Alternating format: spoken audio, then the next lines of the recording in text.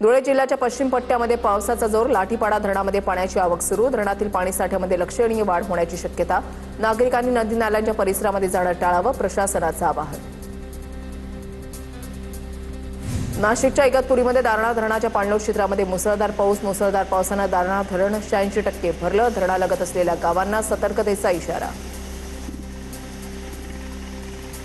नाशिकच्या गंगापूर धरणातून 3000 क्युसेकनं पाण्याचा विसर्ग सुरू, गोदावरी नदीकाठच्या नागरिकांना सतर्कतेचा इशारा. नाशिक परिसर आणि धरण क्षेत्रामध्ये सुरू असलेल्या सततच्या मुसळधार पावसामुळे गंगापूर धरणातून पाण्याचा विसर्ग सुरू. पालघरच्या सूर्या प्रकल्पातील धामणी धरणाचे 5 दरवाजे उघडले, 37,303 क्युसेकनं पाण्याचा विसर्ग सुरू, नदीकाठच्या 65 गावांना सतर्कतेचा इशारा.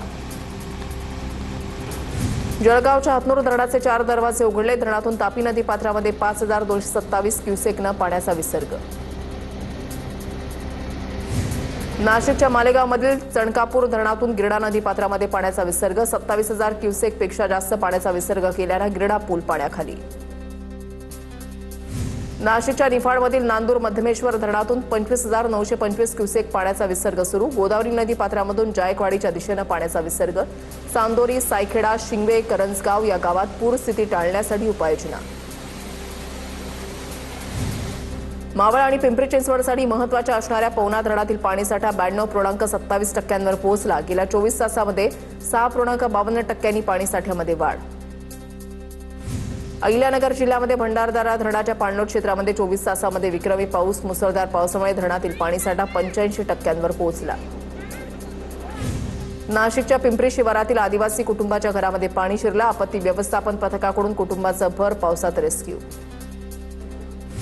गोंदिया जिल्ह्यातील देवळी, सडक अर्जुनी आणि अर्जुनी मोरगाव या 3 तालुक्यामध्ये अतिवृष्टीची नोंद, धरण क्षेत्रातही पावसाचा जोर कायम असल्यानं पुजारी टोला धरण हे तुडुंब भरलं. भिवंडी शहरातील कांबारी नदीच्या पाणी पातळीमध्ये वाढ, भिवंडी महानगरपालिकेच्या वतीनं कांबारी नदी किनाऱ्यावरील नागरिकांना सतर्कतेचा इशारा, नदी पात्रामध्ये जाण्यास मज्जाव. पालघर जिल्ह्यामधल्या तांसा नदीला पूर, आजूबाजूच्या गावांना सतर्कतेचा इशारा, नदीचं पात्र तुडुंब भरून वाहत असून आजूबाजूचा संपूर्ण परिसर पाण्याखाली. पालघरच्या तांसा नदीच्या पुरामध्ये कार अडकली, जीव धोक्यात घालून नागरिकांचा पुराच्या पाण्यातून प्रवास.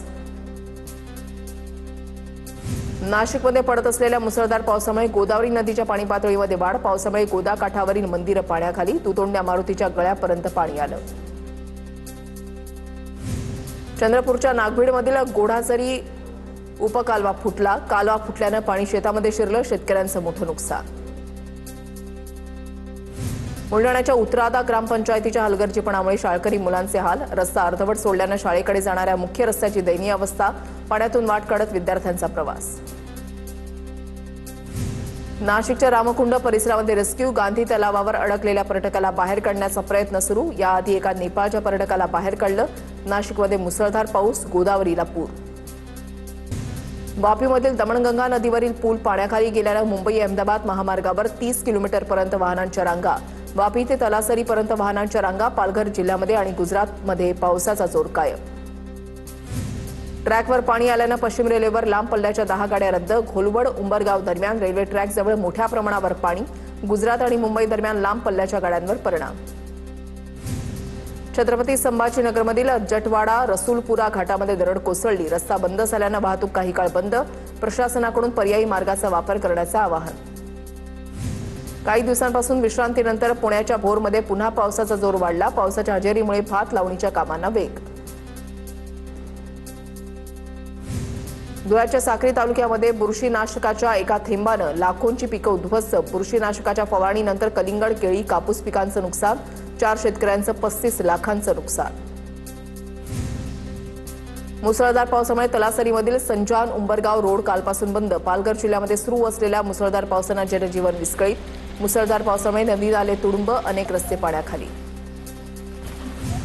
पालघरमध्ये मुसळधार पावसामुळे जनजीवन विस्कळीत, मागील 16 तासांपासून शेकडो गावांचा वीजपुरवठा खंडित, परिसरामध्ये अजूनही पावसाचा जोर कायम. नाशिकच्या निफाडमध्ये शासकीय कांद्याच्या देशांतर्गत विक्रीला शेतकरी संघटनांचा विरोध, नाफेड एनसीसीएफने खरेदी केलेला कांदा देशांतर्गत बाजारामध्ये आल्यास कांद्याचे दर कोसळण्याची भीती. आषाढी एकादशी अवघ्या एका दिवसावर आली असताना विठ्ठल रुक्मिणी मंदिरामध्ये दर्शनासाठी 13 तास लागत असल्याचं समोर, लाखो भाविक पंढरीमध्ये दाखल. देवाच्या दर्शनाची रांग सर्व शेड पार करत गोपाळपूर नजीक पोहोचली. पंढरपूरच्या पिराची कोरोली इथे संत तुकाराम महाराजांच्या पालखीच्या दर्शनासाठी भाविकांची गर्दी. गावातील मुक्काम आटोपल्यानंतर पालखी पुढे मार्गस्थ. पंढरपूरच्या वाखरीमधील रिंगण तळावर तरुण वारकऱ्यांनी मर्दानी खेळांचा आनंद लुटला. थकवा दूर करण्यासाठी तरुण वारकऱ्यांनी खेळले खेळ. संत तुकाराम महाराजांच्या पालखी सोहळ्यामध्ये तृतीयपंथीयांकडून स्वतंत्र दिंडीद्वारे सहभाग घेत सामाजिक समतेचा संदेश. 4 वर्षांपासून वारीमध्ये सहभागी होत ते विठुरायाकडे बळीराजाच्या सुख समृद्धीसाठी करतात प्रार्थना. त्र्यंबकेश्वरहून पंढरीकडे निघालेल्या संत निवृत्तीनाथ महाराजांच्या पालखीचं माढ्यामध्ये आगमन. प्रशासनाच्या वतीनं विधिवत पूजा करून पालखीचं स्वागत.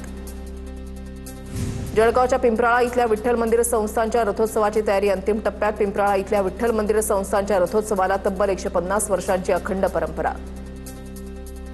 बुलढाण्याच्या खामगावमधून वारकऱ्यांसाठी रेल्वेची पहिली फेरी. विठ्ठल दर्शन एक्सप्रेसने 1506 वारकरी पंढरपूरकडे रवाना. आषाढी वारीच्या पार्श्वभूमीवर पंढरपुरात व्यापाऱ्यांकडून तयारी. पेढे तयार करण्याचं काम दिवसरात्र सुरू.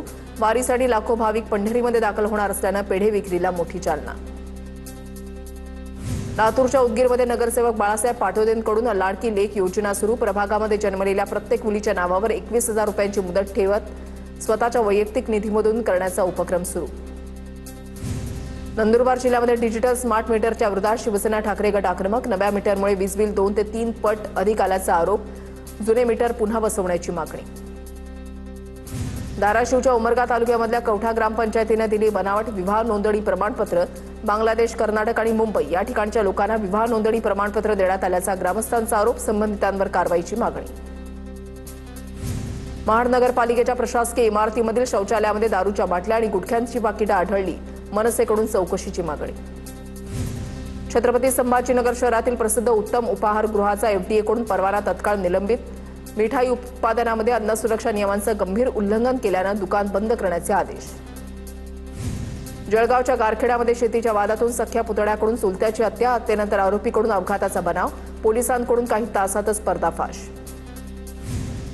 छत्रपती संभाजीनगरमध्ये 10 वर्षीय चिमुकलीच्या अपहरणाचा प्रयत्न. नागरिकांच्या सतर्कतेमुळे अपहरणाचा प्रयत्न फसला. खाऊचा आमिष दाखवत रिक्षाचालकाकडून मुलीला रिक्षामध्ये बसून पळून नेण्याचा प्रयत्न. छत्रपती संभाजीनगरच्या वेरूळजवळ धावत्या स्कॉर्पिओला आग. चालकाच्या सतर्कतेमुळे मोठा अनर्थ टळला. नंदुरबार शहर पोलिसांकडून 3 घरफोडीचे गुन्हे उघडकीस आणत 2 सराईत आरोपींना अटक. सीसीटीव्हीच्या आधारे कारवाई करत सुमारे 12 लाखांचा मुद्देमाल जप्त. मुंबई गोवा महामार्गावरील जगबुडी नदीमध्ये कंटेनर कोसळला. कंटेनरमध्ये अडकलेल्या चालकाचा मृतदेह एनडीआरएफच्या जवानांनी बाहेर काढला. कंटेनर नदीमधून 100 ते 150 मीटर वाहून गेला होता.